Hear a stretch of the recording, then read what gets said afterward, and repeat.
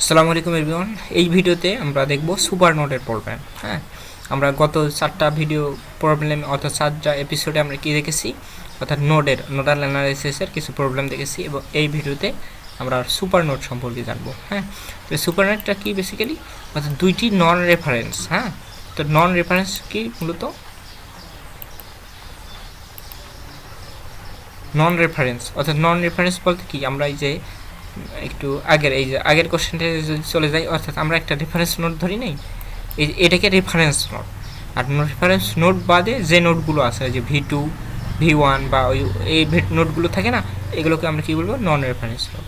অর্থাৎ দুইটি non reference, এটা কী হবে, দুইটি অর্থাৎ দুইটি নন রেফারেন্স নোডের মধ্যে যদি কি থাকে, নোডের মধ্যে একটা যদি কি থাকে, ভোল্টেজ সোর্স থাকে একটি। হ্যাঁ, একটি যদি কি থাকে, ভোল্টেজ সোর্স থাকে।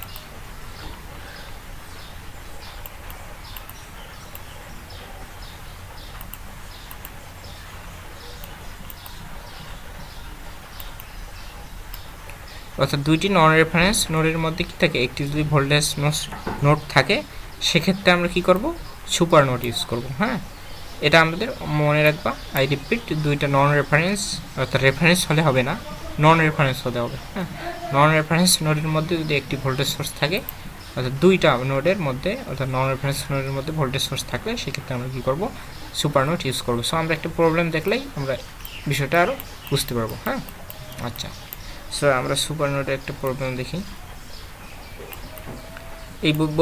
এই প্রবলেমগুলো মূলত আমাদের আলেকজান্ডার সাদিকুর এই বই থেকে কালেক্ট করা, তো তোমরা চাইলে এই বইটা একটু রেফারেন্স হিসেবে দেখতে পারো।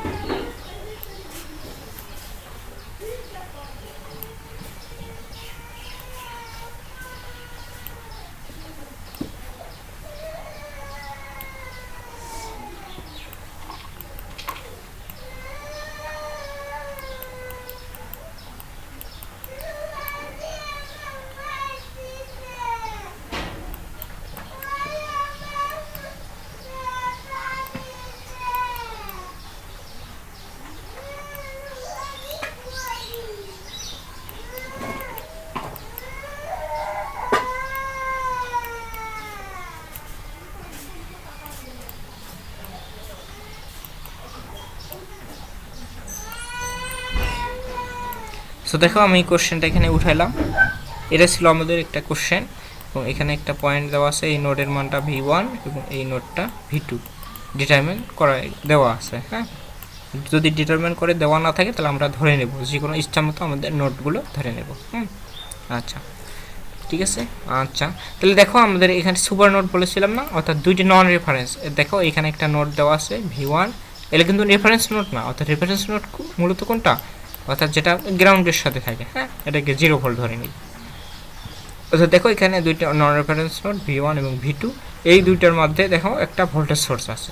দেখছো, যেহেতু ভোল্টেজ সোর্স আছে দুইটি নন রেফারেন্স নোডের মধ্যে, সেক্ষেত্রে এই সার্কিটের ক্ষেত্রে আমরা সুপার নোড ইউজ করব। ঠিক আছে, তো সুপার নোড ইউজ করার ক্ষেত্রে আহামরি কোনো বিষয় না, ওই নোডাল অ্যানালাইসিসের মতোই। জাস্ট আমাদের কি করতে হবে, এখানে যে সুপার নোডটা আছে না, এই সুপার নোডে আমরা কি করব, জাস্ট একটা কি করব, KVL ইউজ করব। এই বিষয়টা মনে রাখবো। তো ফার্স্ট নম্বর আমার কথাটা কি, অর্থাৎ যে আমাদের সুপার নোড ছিল, এই সুপার নোডে আমরা কি করব,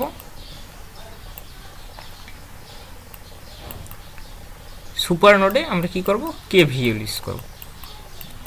সুপার নোডে KVL ইউজ করব। আর বাকি যে নোডগুলো আছে, বাকি নোডগুলোতে আমরা কি করব, বাকি যে নোডগুলো আছে এই নোডগুলোতে আগের মতো, যে নোডাল অ্যানালাইসিসের মতো KCL ইউজ করব। এই বিষয়টা একটু মনে রাখবো। এখন এখানে একটা বাড়তি একটা টার্ম এসেছে, অর্থাৎ আমাদের সুপার নোডে কী করতে হবে, KVL ইউজ করতে হবে, এইটুকু। আর বাকিগুলো অ্যাজ ইউজুয়াল আমাদের নোডাল অ্যানালাইসিসের মতো। ঠিক আছে, আচ্ছা। সো দেখো আমাদের এখানে যে সুপার নোড আছে না, এখানে V1 এবং V2 নোডের মধ্যে যে দুটো ভোল্টেজ সোর্স আছে, এই ভোল্টেজ সোর্সের মধ্যে আমরা কী করবো, একটা KVL ইউজ করবো। অর্থাৎ KVL ইউজ করার ক্ষেত্রে আমাদের দেখো, আমাদের আরেকটা সহজ নিয়ম আছে, অর্থাৎ আমরা কী করবো, পজিটিভের ভোল্টেজ থেকে, হ্যাঁ, এই যেখানে পজিটিভের ভোল্টেজ থেকে নেগেটিভের ভোল্টেজটা বিয়োগ করে মানটা লিখে দেবো। আচ্ছা, সো আমরা এই ম্যাথটা যদি সলভ করি, সো দেখো এটাকে এই দিকে একটু লিখি, তাহলে হয়তো বা আমাদের বিষয়টা ইজি হবে। হ্যাঁ, এইখানে দেখো, অর্থাৎ আমরা কী করবো, এই সুপার নোডে, হ্যাঁ, সুপার নোডে আমরা কী করবো, KVL ইউজ করবো। সো আমরা যদি KVL ইউজ করি এই সুপার নোডে, এখানে লিখে দিবা। জাস্ট আমি তোমাদের একটু ধারণা দিচ্ছি, তোমরা একটু সুন্দর করে নোট করে নিবা। সুপার নোডে আমরা KVL যদি ইউজ করি তাহলে পজিটিভের ভোল্টেজ থেকে, পজিটিভের ভোল্টেজটা কি V2 না, V2 থেকে আমরা কি করব V1টা বিয়োগ দিয়ে দেব। তারপর এই ভোল্টেজটা কত দেওয়া ছিল 3 ভোল্ট, এটা লিখে দেব। ঠিক আছে, সো এই ইকুয়েশনটাকে আমরা 1 নম্বর একটা ইকুয়েশন দিই, 1 নম্বর ইকুয়েশন। আচ্ছা, সো আমাদের সুপার নোডে KVL ইউজ করা হয়ে গেল। আমরা এখন বাকি নোটগুলোতে আমরা কি করব, তারপর কি করব, সুপার নোডে আমরা কি করার পর KVL ইউজ করার পর এই সুপার নোডটাকে বাদ দিয়ে দেবো। এই সুপার নোডটা কী করবো, শর্ট করে দেবো। সুপার নোডকে নাই মনে করবো, দ্যাট মিনস এটাকে শর্ট মনে করবো। যদি এটাকে শর্ট মনে করি, যদি সার্কিটটি আমি অঙ্কন করি, তাহলে দেখো আবার যদি সার্কিটটি অঙ্কন করি তাহলে আমাদের কীরকম মনে হবে, জাস্ট সুপার নোডটাকে আমি কী করলাম, ভেনিশ করে দিলাম বা শর্ট করে দিলাম।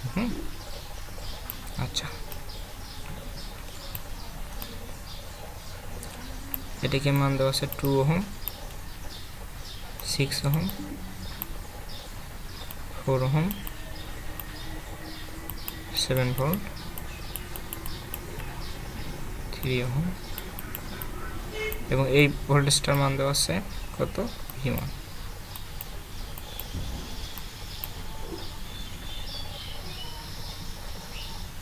আচ্ছা, আমরা এই পয়েন্টটাকে, এখানে আমাদের একটা কি ছিল, সুপার নোড ছিল না, দুইটা নোডের মধ্যে একটা ভোল্টেজ সোর্স ছিল। এই ভোল্টেজ সোর্সটাকে আমরা কী করবো, শর্ট করে দেবো। আমরা KVL ইউজ করার পর কী করবো, যেহেতু এই ভোল্টেজটা V1, তাহলে এই ভোল্টেজটাও কী হবে, V1, এবং এই পয়েন্টটাকে একটা ভোল্টেজ ধরে নিলাম V2। তাহলে এই দুইটা পয়েন্টের মধ্যে যেহেতু আমাদের ভোল্টেজ সোর্স ছিল, এই ভোল্টেজ সোর্সে KVL ইউজ করেছি, আমাদের 1 নম্বর কাজ শেষ। দ্যাট মিনস আমাদের আগের মতো কী করব, যে পয়েন্টে আমাদের কি থাকবে, অর্থাৎ সুপার নোড থাকবে, ওই পয়েন্টটাকে আমরা শর্ট করে দেবো। এইখানে দেখো শর্ট করে দিয়েছি পয়েন্টটা, শর্ট করে দিয়ে আমরা আগের মতো KCL ইউজ করব। অর্থাৎ V1 নোডে প্রথমে KCL ইউজ করি, তারপর V2 নোডে KCL ইউজ করব, তাহলে আমাদের কাজ শেষ। সো দেখো আমরা V1 নোডে যদি KCL ইউজ করি, এখানে একটা নন রেফারেন্স ধরে নিই 0 ভোল্ট, দ্যাট মিনস এখানে কী হবে, যে কোনো একটা এটাকে ধরলাম ইনকামিং কারেন্ট, আর বাকিগুলোকে আউটগোয়িং কারেন্ট ধরে নিলাম। এটা আউটগোয়িং, এটাও আউটগোয়িং, তাহলে কী হবে, ইনকামিং কারেন্ট ইকুয়াল টু কত হবে, আউটগোয়িং কারেন্ট। দ্যাট মিনস এখানে কী হবে, voltage difference 7 - V1 equal to resistance 4 equal to কার সমান হবে, এই দুটো কারেন্টের সমান হবে। That means V1 - 0 divided by 3 plus V1 - V2। ও এখানে তো রেজিস্ট্যান্স নাই না, আচ্ছা সরি, এখানে রেজিস্ট্যান্স নাই, এটাকে বাদ দিয়ে দিই। অর্থাৎ আমাদের কী করতে হবে, সুপার নোড বাদে, আমি একটু ভুল বলেছিলাম তোমাদের, এই নোডে আছে না, এই নোডে আমাদের কোনো, অর্থাৎ যে কোনো, অর্থাৎ সবগুলো নোডে যে নোডগুলো থাকবে, সব নোডে আমরা একত্রে KCL ইউজ করব। এটা আমি একটু ভুল বলেছিলাম, জাস্ট এটাকে কারেকশন করে নাও। অর্থাৎ সব নোডে আমরা কী করব, KCL ইউজ করব, একত্রে KCL ইউজ করব। সো দেখো আমাদের এখানে দেখো, তাহলে এই কারেন্টটা কী করতেছে, ইন করতেছে, এগুলো আউট করতেছে, এটাও আউট করতেছে।